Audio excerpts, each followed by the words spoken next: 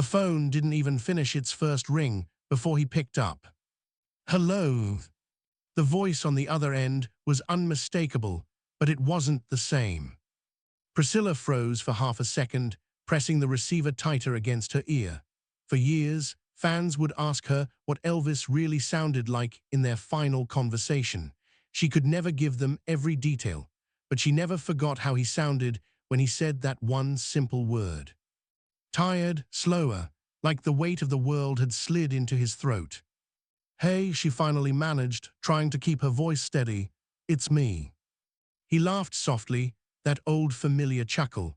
For a moment, it almost felt like nothing had changed. Not the divorce, not the years apart, not the late nights and headlines and rumors. In that tiny pocket of silence between words, they were just Elvis and Priscilla again. But something in that silence felt wrong. And years later, when the world called that day the end of Elvis Presley, Priscilla would go back to this exact moment and ask herself the same aching question. Did I hear it? Did I hear him slipping away, right there on the other end of the line? It was late, one of those strange Memphis nights when the air outside Graceland feels heavy but the house refuses to sleep. Somewhere, a TV murmured in the background, a lamp buzzed. A clock on the wall counted seconds that neither of them would ever get back. "How are you?" she asked him, like it was the most ordinary thing in the world. I'm okay, Scylla," he said, "just busy." Busy. He'd used that word his whole life. Busy meant shows, busy meant late rehearsals, busy meant people pulling at his jacket, his time, his voice, his body. But tonight, busy didn't sound like movement, it sounded like avoidance. She let him talk, about music, about the guys, about the next thing coming up on his schedule. His words floated past her ear, but she wasn't really listening to the details anymore. She was listening to the spaces between them. The pauses were longer, the little breaths were rougher. Every now and then he trailed off, like his mind was wandering somewhere he didn't want to describe. "Are you getting any rest?" she asked gently. He hesitated. Yes, I'm fine, don't you worry about me." But that was the problem, she did. And deep down, Elvis knew it. On the outside, it looked like a simple, private phone call between two people who had shared a marriage and a daughter and then gone their separate ways. No cameras, no microphones, no script. But if you listen closely to what we do know about those final months, you start to feel the pressure building long before that last hello. Friends saw it, staff felt it. Even Lisa Marie, in the innocent way that children notice more than we think, sensed that something wasn't right with her daddy. Priscilla heard it most clearly in moments like this, late at night, when the superstar mask slipped and only the man was left on the other end of the line. "Where's Lisa?" he asked, his voice softening. "She's asleep," Priscilla replied. "She was talking about you all day." He brightened at that. You could almost hear it, the way his energy lifted just a little, the way his chest filled with a pride that fame could never touch. "What'd she say?" he asked. "She wants to come see you soon. She misses you." A small silence, then another careful laugh. "Yeah, I miss her too." There it was again, that pause, that tiny gap where the old Elvis would have gone on for minutes, bragging about his little girl, making plans, spinning big dreams. Instead, he let the words fall to the floor and stay there. Priscilla felt her heart pull in two directions. Part of her wanted to keep the conversation light, talk about school, clothes, silly things Lisa said, the safe stuff, the easy stuff. The other part of her, the part that had watched him spiral before, the part that knew his rhythms better than almost anyone on earth, wanted to grab him through the phone and shake him awake. "You don't sound fine, you don't sound okay, something is wrong." She swallowed those words for the moment. Because if there's one thing you learn being close to someone like Elvis Presley, it's this. You choose your moments carefully. And sometimes you run out of moments before you run out of things to say.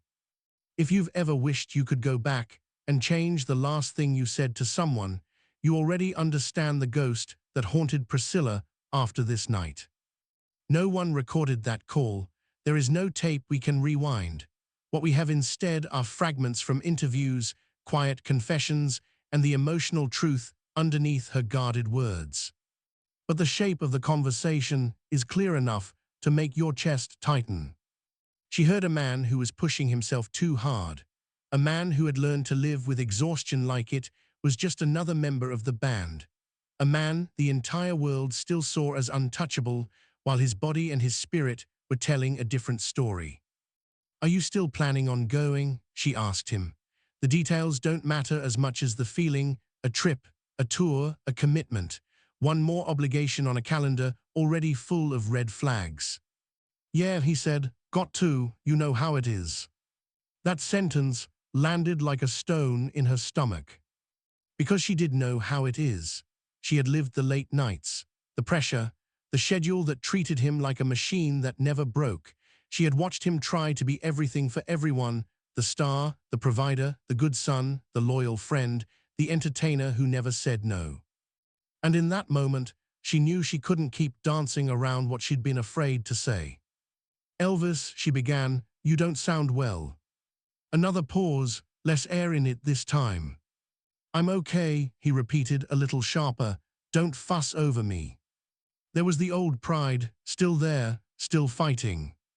But right behind it was something else. Weariness, maybe a touch of fear, maybe a hint that he knew she could see through him in ways nobody else could. She had a choice. Let it go, or say what her heart had been screaming for weeks. This is the moment our story really lives in. Two voices on a wire, a past full of love and betrayal and forgiveness sitting quietly between them. A little girl asleep in her bed, blissfully unaware that the fate of her father's tomorrow might be wrapped up in what her mother chose to say next.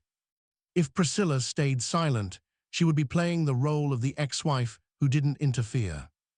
If she spoke up, she would be stepping back into a place she wasn't sure she was allowed to stand anymore. Not as his wife, not as his manager, not as his doctor, just as the one person who had loved him before the myth swallowed him whole. In later years, when she talked about this period of Elvis's life, you could hear the ache under her careful words, the way she never quite stopped asking herself if she could have done more, if she should have pushed harder, if she had sensed that time was running out. That's the shadow hanging over this final call. And it's at this exact point in the conversation where the words she did choose would echo the loudest. She took a breath. "Elvis," she said softly, "please don't go." Those three words carry different meanings, depending on how you listen. On the surface, it could sound simple. Don't go on that trip. Don't drag your exhausted body onto that stage. Don't keep saying yes when your heart and your health are begging you to say no. But deeper down, "please don't go" is every quiet prayer she ever made for him. Don't go further into this darkness. Don't go so far that none of us can reach you. Don't go to a place where Lisa won't have a father to call in the middle of the night. She knew she couldn't control his choices. She had learned that the hard way, the late nights, the pills, the people who wanted something from him, the walls that fame had built around his real feelings. Still, she had to try. For herself, for their daughter, for the young girl who had once watched him stroll into a room in Germany and felt her whole world tilt. On the phone, there was another long pause. The kind you feel in your bones more than you hear with your ears. Then he answered her. What he said next is something we'll explore more fully as the story unfolds through the pieces and testimonies we have. But the important thing for this moment is simple. He didn't hear "please don't go" as a fan's plea to a star. He heard it as Priscilla's plea to the man she still cared about, in a way that no divorce decree could ever erase. So why does this conversation matter so much? It matters because it strips away the posters and the stage lights and the legends, and reminds us that Elvis Presley's final days were not just history. They were someone's father's final days, someone's first love, someone's heartbreak. To the world, Elvis was the king the jumpsuits, the records, the screaming crowds, the headlines that turned him into a symbol of an era. To Priscilla, on that night, he was the same man who had whispered secrets to her in the quiet corners of rooms, who had paced the halls of Graceland with a newborn Lisa in his arms, who had made promises he couldn't always keep but meant in the moment. This isn't just a story about death. It's a story about a relationship that refused to disappear even when the marriage did. About two people who couldn't stay married but couldn't quite let go of each other either. In the years after Elvis passed, Priscilla would become one of the strongest guardians of his legacy. She would fight legal battles, make difficult decisions about Graceland and his image, and hold the weight of preserving the man behind the myth for future generations. But long before the lawyers and the business meetings, there was this. One phone, two voices, and a final conversation that shaped how she carried his memory for the rest of her life. In this story, we're not just asking, what did Elvis say? We're asking something much deeper. What does it mean to love someone you can't save? What does it feel like to beg someone not to walk down a path you can't follow, and then watch the world mourn them as an icon, while you grieve them as the person you once woke up next to? That's why this moment matters. Because inside that last, "Please don't go," is every late-night worry, every unspoken fear, and every tiny hope that maybe, just maybe, he would listen this time. And for Elvis, whatever words he offered back, reassurance, deflection, a promise he believed for the moment, they came from a man standing at the edge of something he couldn't fully see. A man who still had shows booked. A man who still had people depending on him. A man who still had a little girl expecting her daddy to be there the next time she visited. No matter which version of the story you've heard, almost everyone close to Elvis agrees on one thing about those final months. He was struggling with his health, struggling with the pressure, struggling with the weight of trying to be Elvis Presley when all he really wanted, sometimes, was to be just Elvis. Priscilla heard that struggle every time his voice dipped, every time his sentences shortened, every time his laugh didn't land quite the same way it used to. And that's why this final conversation isn't just about one phone call. It's the last chapter in a story that started years earlier, with a shy teenager in a foreign country and a lonely superstar searching for something real. To understand why her voice trembled when she whispered, "Please don't go." To understand why his answer still lingers in the air, even now. We have to go back. Back to the very beginning. Back to the night a young girl named Priscilla Beaulieu walked into a house full of soldiers in Germany and unknowingly stepped into the life, the love, and the eventual heartbreak of Elvis Presley. She didn't know it that night in Germany, but the man sitting across from her with the playful smile would one day be the same man she'd beg, with a breaking voice, not to go. Back then, there was no final phone call. Back then, there was just a girl, a foreign country, and a rumor. A rumor that Elvis Presley was on the base. Priscilla Beaulieu was only a teenager when she first walked into that house in Bad Nauheim. Shy, thoughtful, a little overwhelmed by the idea that she might actually meet the most famous singer in the world. The room was full of uniforms and excited voices. Somewhere, a record played softly, cigarette smoke curled in the air. Conversations stopped and started as people kept glancing at the door, waiting. Then he walked in. Not the Elvis from the posters, not the TV special Elvis. This Elvis was in army green, hair trimmed, eyes tired but still sharp. He smiled when he saw her, that slow, slightly crooked smile that made it feel, for a second, like the air had shifted in her direction. He spoke gently, asked her name, asked how she was liking Germany. The way he focused on her made the room disappear. In that moment, there was no way she could have imagined the path ahead, the lights of Las Vegas, the walls of Graceland, the arguments behind closed doors, or the quiet, private night when she would whisper, please don't go, into a phone and feel like time itself ignored her. All she knew was that she felt seen. And for Elvis, who was surrounded by people who wanted something from him that mattered more than anyone understood.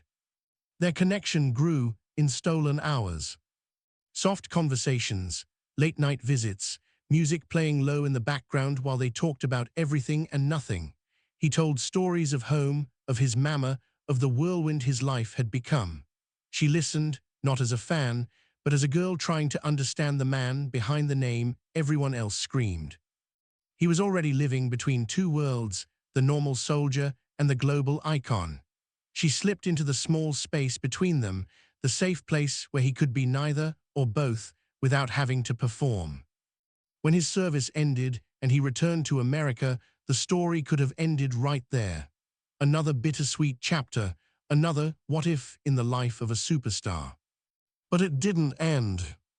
Letters came, calls came, invitations came. Paragraph by paragraph, phone call by phone call, he pulled her into the orbit of his real life. Not the posters, not the headlines, his life. The long-awaited move to Graceland wasn't just a teenage fantasy come true. It was the start of a new kind of loneliness.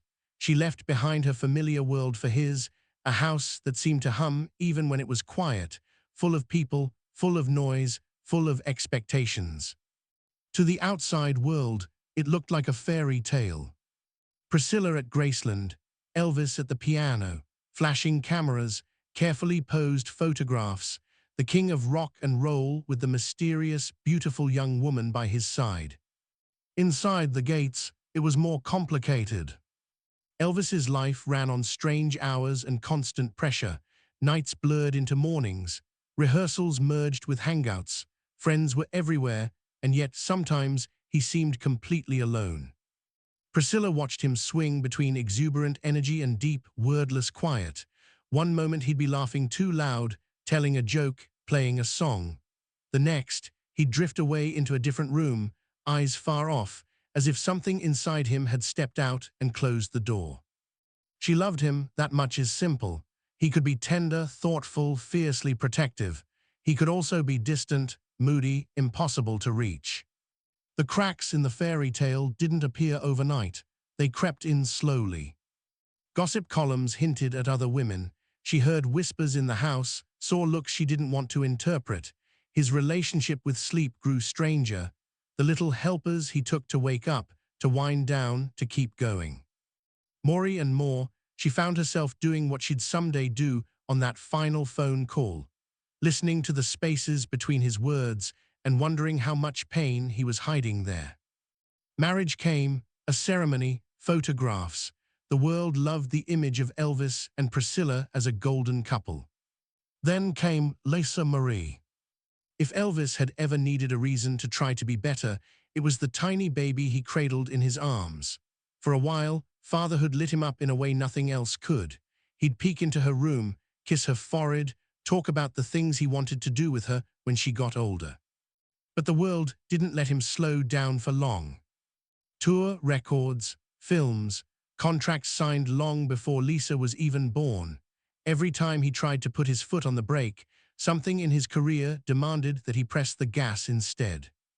The more the world demanded of Elvis, the less room there seemed to be for stillness, and the less he seemed to know how to sit alone with his own thoughts. Priscilla felt that strain from both sides. As his wife, she tried to be his anchor. As a young woman, she felt herself disappearing into the role. She was the one waiting up, the one wondering, the one absorbing the hurt and confusion he didn't always know how to express. What began as a dream started to feel like a life she hadn't fully chosen, in a house that belonged more to his legend than to any version of them. When the divorce finally came, it wasn't a clean break or a simple goodbye. They walked out of the courthouse holding hands. The cameras clicked furiously, trying to decide what story they were seeing, an ending, a scandal, a humiliation. What they actually caught in that moment was something messier and more human. Two people who loved each other deeply, but could no longer live together without breaking each other apart. To the fans, it was shocking but distant. To Elvis and Priscilla, it was both a wound and a strange kind of relief. Yet the divorce didn't untie every knot between them. They still had Lisa. They still had shared history. They still had that invisible thread that stretches between two people who know each other too well to ever become strangers. Elvis would call, she would pick up. Sometimes they talked like old friends, sometimes like co-parents. Sometimes, in the tone of his voice, you could still hear echoes of the young soldier and the teenage girl in Germany. And slowly, another truth emerged, one that would set the stage for that final, haunting, "Please don't go." Priscilla might not be his wife anymore, but she was still one of the very few people who could hear when something in him was slipping, long before the rest of the world understood just how close he was to the edge. Years later, when people talk about Elvis's last days, they often start with the headlines. But for Priscilla, the story starts earlier, with a man coming undone in slow motion. Because before that final call, before that final plea, there were signs, little ones at first, then louder and louder, until it became impossible for her to pretend she didn't hear them. By the mid-1970s, Elvis's life had turned into a pattern that looked almost normal from the outside and incredibly fragile from the inside. Tour, hotel, stage, applause, collapse, repeat. He was still selling tickets, still making crowds scream, still wearing the jumpsuits and throwing out scarves like blessings. From the front row, it was easy to believe the myth was intact. But up close, the changes were impossible to ignore. The weight went up, the movements slowed down. The once effortless charisma sometimes looked like it was being dragged out of him by sheer force of will. There were nights when he found that old fire and burned bright. There were other nights when his body, his voice, and his heart all seemed to be working on different clocks. People in his inner circle noticed. Some tried to help, some enabled out of fear of losing their place. Some were simply too used to the chaos to imagine anything different. Priscilla was no longer living with him, but the ripples of his decline still reached her. She'd hear things. A cancelled show here, a strange outburst there, stories of him being too exhausted to rehearse, then somehow dragging himself on stage anyway. Then there were the reports that came from the most innocent source of all, their daughter. Lisa didn't have the vocabulary to describe blood pressure or chronic pain or dependency. She just knew when her daddy seemed different. Daddy slept a lot. Daddy didn't feel like going out. Daddy was funny, but then he got quiet. To anyone else, it might have sounded like a child's scattered observations. To Priscilla, it was a flashing warning light. She had seen Elvis go through dark periods before. She knew how quickly he could hide behind a joke, a song, a shrug. She knew how much he hated being treated like he was fragile. But every new piece of information chipped away at the illusion that he was just tired or busy. Something was wrong, and pretending everything was fine felt more dangerous than ever. She started to pay closer attention to his voice on the phone. The rhythm of his speech, the energy behind his words, the way he handled even simple questions. "How are you feeling?" "Fine, just got a lot going on." "Are you resting?" "Sure, don't worry about it."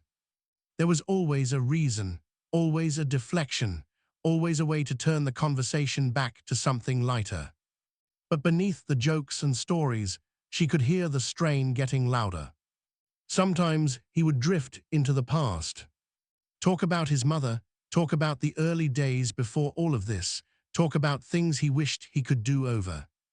Those conversations scared her more than the jokes did. When someone who lives in the spotlight starts talking more about what's behind them than what's ahead, it can feel like a quiet kind of goodbye. Priscilla wrestled with a guilt the public never saw. She wasn't his wife anymore. She had her own life, her own responsibilities, her own identity to rebuild after years of being known as Elvis's wife. But she was also one of the only people who knew exactly how human he was. one of the only people who could tell when he was acting strong for everyone else and crumbling on the inside. How much was she supposed to push? Where was the line between caring and controlling? What right did she have to intervene in the life of a man the entire world claimed to love, but very few truly knew? Those questions didn't come with easy answers. So instead, she did what she could in the spaces she still had. She talked to him on the phone. She urged him to take care of himself. She checked on him through trusted friends. She listened to Lisa. She tried, in her own way, to be a soft voice of reason in a world that kept shouting for more, more, more. And as the summer of 1977 pressed on, the unease in her chest grew. Every call felt heavier. Every story she heard about his schedule sounded more reckless. Every small piece of information added up to a picture she didn't want to recognize. Finally, something shifted. Whether it was a specific comment from a friend, a story from Lisa that rattled her, or simply the way his voice sounded the last time they spoke, there came a day when worry stopped being background noise and became a full, deafening alarm. She found herself packing, glancing at the phone, thinking about all the times she had stayed quiet in the past, all the times she had decided not to make a scene, all the times she had swallowed her fear so he wouldn't accuse her of nagging. This time, the risk of silence felt worse than the risk of speaking. Maybe you've had a moment like that, when you sense that if you don't say something now, you might never get the chance again. That's where she was. No cameras, no press, no lawyers. Just a woman staring at a phone, feeling like it was the last rope she could throw a drowning man. She picked it up. Her fingers hesitated over the numbers for a second. That strange mix of intimacy and distance hit her all over again, the knowledge that she still knew him better than almost anyone, and yet hadn't lived under the same roof for years. Then she dialed. Every ring sounded like a question. Was he awake? Was he alone? Would he be angry that she called? Would he brush her off? Or would he finally listen? The line clicked. There was a brief rustle, the kind you hear when someone shifts the phone in their hand. And then the voice she knew better than any other came through. Hello. In that single word, she heard all of it at once. The charm, the fatigue, the distance, the boy she met in Germany, the man the world expected him to be, and the fragile human being caught in the middle. She swallowed, heart pounding, already knowing that this call could change nothing or everything. It's me, she said. And as they began to talk, she had no idea that somewhere between the small talk and the silence, she would reach a breaking point and let 3 words slip out that would echo in her memory for the rest of her life. Please don't go. Those 3 words were still a long way off when he first answered. At the beginning, nothing about the call sounded like a final anything. Hey, honey, he said, his voice softening when he realized it was her. What are you doing callin' this late? It was the kind of line he'd used 1,000 times, teasing, familiar, almost playful. For a second, Priscilla felt herself slip into an old rhythm, the one where she could match him joke for joke, story for story, like they were back in some simpler version of their life. I could ask you the same, she said. You ever sleep anymore? He chuckled. The sound came out warm, but it didn't travel as far as it used to. Instead of lighting up the room on the other end, it flickered and fell quiet. Sleep overrated, he replied. Too much to do. Too much to do. He always said that. Tour dates, meetings, rehearsals, people to see, people to keep happy. But tonight, the words felt different. They didn't have the bright, cocky energy of a man eager to get back on stage. They sounded like an excuse a tired man had repeated so often he'd started to believe it himself. How's Lisa? He asked quickly, steering the conversation away from himself. And just like that, the shield went up. They drifted into safer territory. Priscilla told him about their daughter's day, the little things, the kind of details most people would forget in an hour, but Elvis soaked them up like someone starved for normal life. She made a drawing of you, Priscilla said. Big cape, big hair, bigger guitar. He laughed again, and this time it reached his voice a little more. Yeah, he said, she get my good side. She gave you about 6 good sides, Priscilla replied. You're basically a superhero. Well, can't argue with the artist, he said. For a moment, the call sounded like any loving father catching up on news about his child. You could almost imagine him leaning back, eyes closed, seeing Lisa's face in his mind. Maybe picturing the next visit.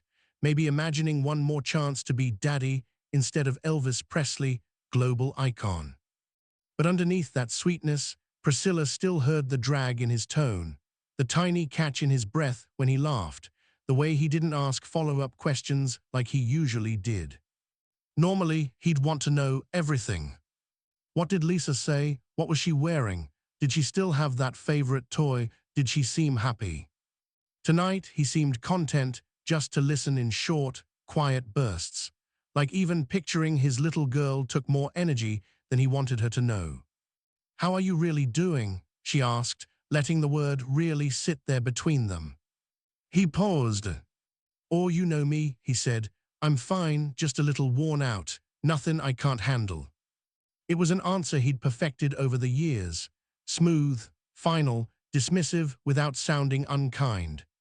A normal friend might have accepted it. Priscilla couldn't. She leaned against the wall, twisting the phone cord around her fingers, staring at nothing. She could see him in her mind, the familiar rooms of Graceland, the lamps, the clutter, the stack of papers on some table, the ever-present people hovering nearby and yet never quite close enough to see what was happening inside him. You don't sound fine, she said quietly. There was another pause, the kind that made you aware of your own heartbeat. On the other end, he shifted. She could hear the faint rustle of his clothes, the creak of a chair. Now don't you start, he said, trying to keep his tone light. Everybody's fussin' over me these days. I'm still here. I know you're still here, she replied. That's why I'm worried. The joke slid off his tongue, but it didn't land. They both felt it. He tried again to redirect. Got a show to get ready for, he said. Gotta hit the road. Folks paid good money to see me. Can't let 'em down. There it was, the old duty, the sense of obligation that had once driven him, now dragging him. You won't be much good to them if you're killing yourself to get there, she answered. The words came out sharper than she meant, not cruel, just edged with fear. He let out a slow breath. You think I don't know my own limits? He asked. She thought about all the times he'd pushed past those limits anyway, the late nights, the pills lined up like soldiers in little containers, the way the people around him surrounded the problem without ever tearing it out by the roots. I think you've ignored your limits for a long time, she said, and I think you're closer to the edge than you want to admit. Silence. On his side, maybe a flicker of anger or defensiveness or hurt. On hers, a rise of guilt for saying what she knew he needed to hear. This was the part of loving Elvis that people never saw, the balance between telling him the truth and not pushing him so hard he shut down completely. Why are you bringing all this up now? He asked, his voice a little lower. Because I don't like the way you sound, she said. Because Lisa needs you. Because I don't want to wake up one day and realize I kept quiet when I should have said something. She didn't say the rest out loud, but it hung between them anyway. Because I still care. Because I still know you. Because I don't want the father of my child to die on a hotel bathroom floor or in a lonely room while people outside argue about your next paycheck. He let out another breath, this one heavier. You always did worry too much, he muttered. I've been tired before, I always bounce back. Do you, she asked softly, do you bounce back the same way you used to? He didn't answer right away.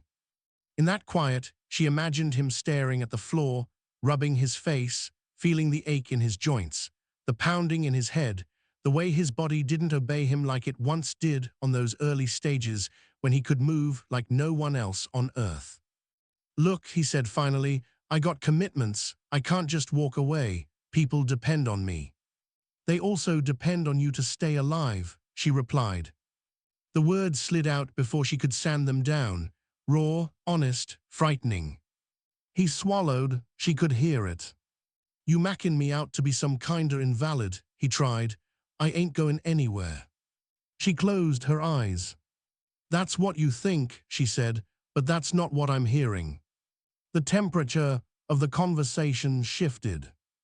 They'd moved out of the shallow end, where small talk and half-truths could keep them comfortable, and into a deeper water where things like pride and fear and regret floated to the surface whether they liked it or not.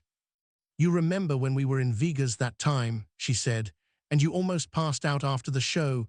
You said you were fine then too. You were. Oh, you're going way back now, huh? He replied, a hint of a smile in his voice, but no real amusement. I remember what it looked like, she continued, her tone gentle. I remember standing there, wondering if you were going to get up. I remember thinking, is this it? Is this the night he doesn't get back up? He didn't interrupt. And you know what you told me later, she asked. You said, don't make a big deal out of it, Scylla, I'm still here.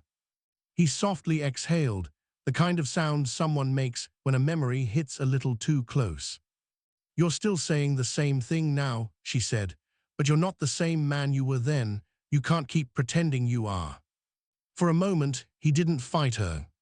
For a moment, he let the truth hang in the air with them. Then, quietly, he said something she wasn't expecting.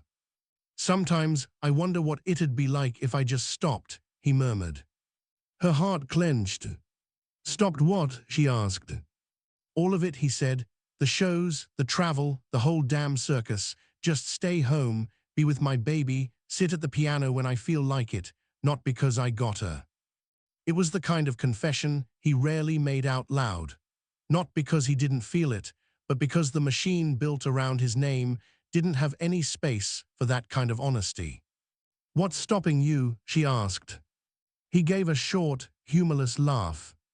You really gotta ask, he said. Contracts, money, people who'd lose their jobs, fans who'd feel cheated, the whole world thinking I'm washed up. Everybody wants something. She bit her lip. What do you want? She asked. He went quiet. The older he got, the harder that question seemed to be for him to answer. Not because he lacked desire, but because it was buried under layers of obligation and expectation that grew heavier every year. I don't know, he said finally.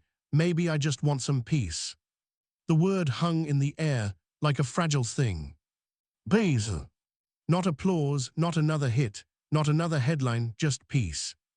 On her end of the line, a sense of urgency rose like a wave. If he was saying this now, out loud, then maybe he was closer to breaking point than anyone understood. Elvis, she said, you can cancel, you can say no, you can step back before your body forces you to. He sighed. You know it ain't that simple, he answered. It's never been that simple for me. And that's when she felt it, the moment when love overruled caution. For years she'd tried to walk that thin line, be supportive but not overbearing, express concern but not lecture, respect his independence even when she disagreed with his choices. But the picture in her mind of him alone, drained, exhausted, pushed past the point of no return, had become too vivid to ignore. She thought of Lisa. Her smile, her questions, the way she lit up when she knew she'd be seeing her father. If something happened to him, how would she explain it to their daughter? How would she live with the knowledge that she heard these warning signs and treated them like background noise?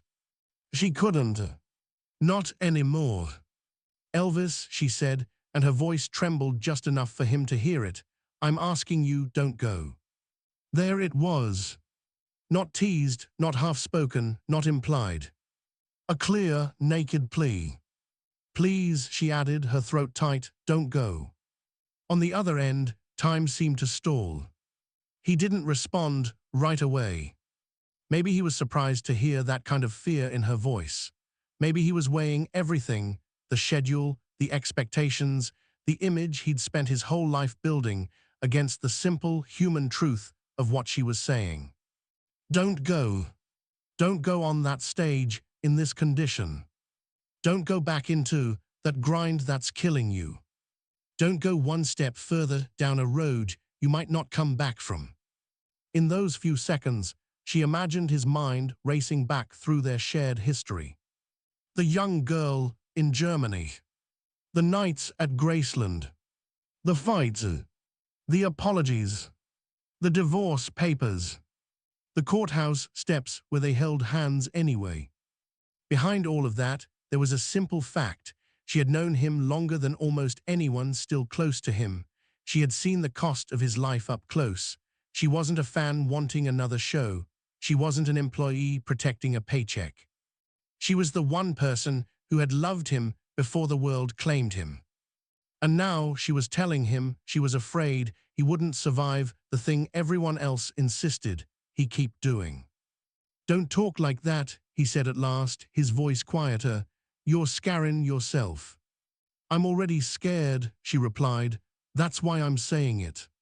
For the first time in the call, he didn't try to joke his way out of the moment. You think I'm just gonna fall over and not get back up? He asked, but there wasn't much confidence in the question. I think you're closer to that than you want to admit, she answered. And I don't want Lisa to grow up with everyone telling her how great you were instead of you being there to show her. That hit him somewhere he couldn't shrug off. Whatever else he had struggled with, fame, addiction, heartbreak, loneliness, his love for his daughter was something even he didn't question. He exhaled slowly. I'll be careful, he said. You always say that, she replied. I mean it, he insisted. So do I, she said, her voice breaking. That's why I'm begging you, please don't go, not like this, not when you're this tired, not when something in me is telling me this isn't just another show, another trip, another night. He let the words sink in. For a heartbeat, maybe two, the man on the line was Elvis Presley at all. He was just a 42-year-old human being whose body hurt, whose spirit was worn out, and whose choices had finally caught up to him. And on the other end, the woman reminding him he was mortal wasn't his ex-wife, or a critic, or a business partner. She was the one person who still dared to say, out loud, what everyone else whispered behind closed doors. Don't go. What he said back that night would stay with her forever. Some of it she's shared in careful pieces. Some of it she's held back, like a fragile photograph that fades every time it's exposed to the light. But at the heart of his answer lay a painful truth. Even if he heard her, even if part of him agreed, he didn't know how to stop. I can't just walk away, he murmured. It's too late for that. It's not too late, she argued. As long as you're still here, it's not too late. He went quiet. Then, in that mix of stubborn pride and soft affection only he could pull off, he tried to soothe her the only way he knew how. I'll be all right, he said. You'll see, I got plans, I ain't going nowhere. Those words, meant to comfort her, would become some of the cruelest in hindsight. Because in a matter of hours, the world would know just how wrong he was. And Priscilla, no matter how many years passed, would never stop hearing them, echoing right after her own. Please don't go. Hours later, the promise he made on that phone, I ain't going nowhere, was already starting to sound like a lie the world would have to live with. Priscilla didn't know it yet. All she knew in the hours after they hung up was that something inside her wouldn't settle. She had said it out loud, finally. She had voiced the fear that had been crawling through her chest for months. Please don't go. And he had done what he always did, smoothed it over with charm, with reassurance, with the stubborn belief that he could push his body further than it was willing to go. She put the phone down, but it didn't feel like the conversation was over. The house was quiet, too quiet. Lisa was asleep. The clock on the wall ticked with a new kind of cruelty. Every little sound seemed louder, the hum of the refrigerator, a car passing outside, the distant life of a city that had no idea what was coming. She walked from room to room without really seeing any of it. Had she said enough? Had she said too much? Did she sound panicked? Or did she finally sound like the only person brave enough to tell him the truth? Those questions didn't have answers, not that night, not ever. All she had was a feeling she couldn't shake. Something is going to happen. When the call finally came, it wasn't from him. It arrived the way bad news always seems to arrive, too quickly and too slowly at the same time. A phone ringing at the wrong hour. A voice on the other end that already sounds different before it even says the words. She picked up, expecting almost anything but what she was about to hear. There are certain sentences you remember for the rest of your life, not because of the words themselves, but because of the way the world changes around them. For Priscilla, it was the moment someone said his name, then said he was gone. Details blurred, time folded in on itself. Later, she'd struggled to remember the exact order of events, who called first, who she phoned next, what she did with her hands while the words sank in. But she would never forget the feeling. A hollow dropping sensation in her chest, a noise leaving her mouth that didn't sound like her voice at all. A sudden, desperate wish that she could pick up the phone and rewind just a few hours, back to the sound of him laughing softly at their daughter's drawing, back to that quiet moment when there was still a sliver of time left. I just talked to him, she thought. I just told him not to go. And he went anyway. Shock has its own logic. People came, voices overlapped. Plans were made around her, flights arranged, cars organized, questions asked. She moved through it all like a ghost inhabiting a body that was suddenly heavy and clumsy and unfamiliar. Everything anyone said seemed to come from far away. Are you all right? When did you last talk to him? Have you told Lisa? That last question cut deeper than any of the others. Somewhere in the middle of the chaos, she realized that she would have to break her daughter's heart, that the man who had kissed her forehead and told her he loved her would now only exist in memories and songs and photographs. And in that awful space between hearing the news and speaking it out loud to her child, the final phone call replayed itself in her mind on a merciless loop. His breath, his laugh, his denial, his small confession, sometimes I just want some peace. Her plea, please don't go. The more she replayed it, the louder one thought grew. Was there something else I could have said? The world didn't wait for her grief to catch up. Words spread like lightning. Radio stations interrupted music with bulletins. Television anchors looked into cameras with solemn faces. Fans started gathering at gates and at record stores and outside houses with his poster in the window. To millions of people, Elvis Presley died that day. To Priscilla, the man who died had another name. He was the young soldier who had made her feel seen in a crowded room, the husband whose good days could still make her feel like the world was full of possibility, the father who lit up at the mention of their daughter's laugh, the flawed, complicated, maddening, unforgettable human being she had spent years trying to understand. When she arrived and saw the growing sea of people, flowers, signs, faces streaked with tears for a man they'd never met, a small and cruel thought flickered through her. You cried for the idol. She was crying for the man. In the days that followed, grief and duty tangled together. There were arrangements to make, legal decisions, public statements, a family to comfort, a little girl to protect from the sharpest edges of the world's curiosity. Everywhere she turned, someone was asking for something. A quote, a memory, permission, direction. It would have been easy to collapse under the weight of it, to disappear into her own sorrow and let others handle the logistics of burying an icon. But grief has a strange way of clarifying what matters. In those first raw days, one thing became painfully clear. If she didn't help decide how Elvis Presley would be remembered, someone else would. Someone who might see him as product, as story, as spectacle, and not as the man she had loved and fought with and worried over for so many years. So she stood up.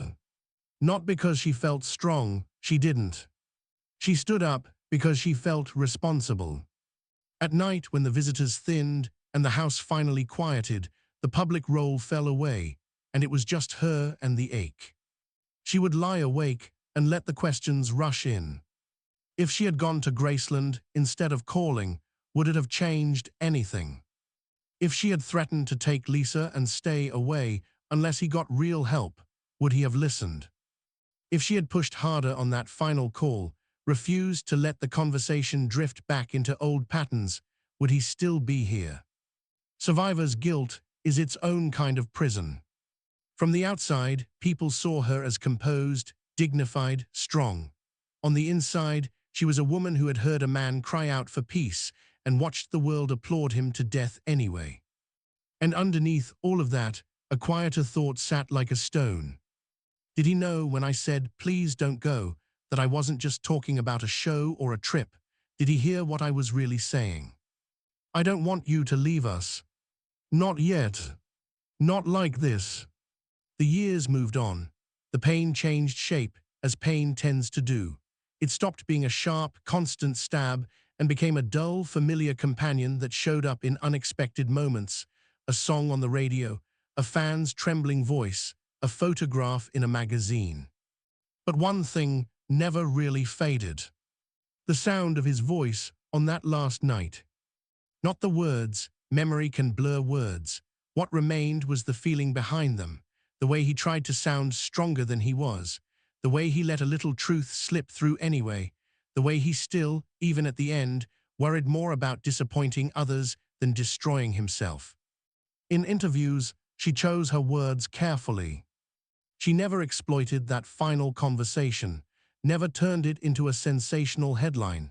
She shared glimpses, hints, impressions, enough to show he had been struggling, enough to show she had tried to reach him. But some details she kept for herself. Not to be mysterious, not to control a narrative. To protect something sacred. Because when the whole world feels like it owns a piece of someone you loved, holding back a few pieces becomes an act of quiet rebellion. Over time, that one night became more than a memory. It became a lens, a way of seeing the life that came before it and the legacy that came after. When she thought back on that call, she didn't just hear a tired man stubbornly resisting help. She heard the echo of every moment that had brought him there, the glory, the pressure, the loneliness, the choices that seemed harmless at first and then grew into chains. She also heard something else, a love that refused to vanish just because the marriage did. In the way she spoke about Elvis in the years after his passing, you can hear that complicated love. She didn't pretend he was perfect.